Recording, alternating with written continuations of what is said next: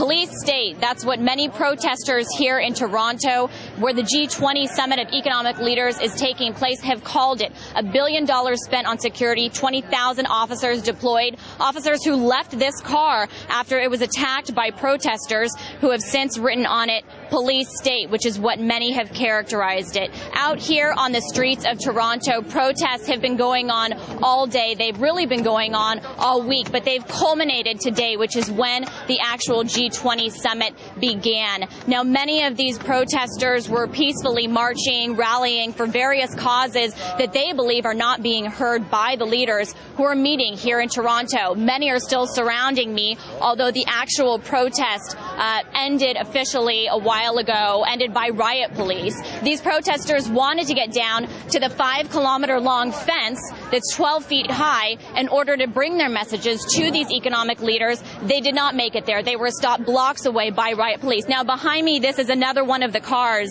that protesters wearing all black, according to witnesses, attacked, and it was surrounded by riot police who eventually backed off and gave it up, and the car has been taken over by protesters.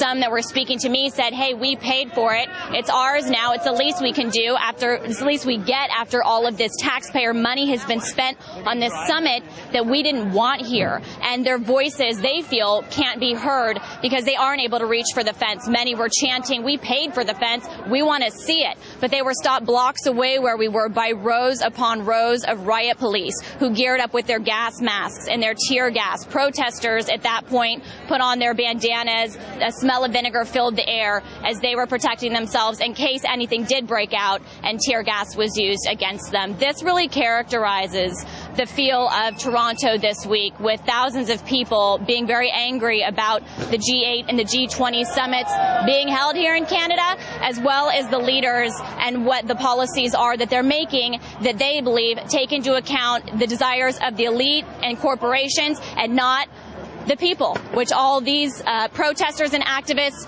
took to the streets today to demonstrate. We'll bring you the latest, but right here from the streets of Toronto, I'm Lauren Lister, RT.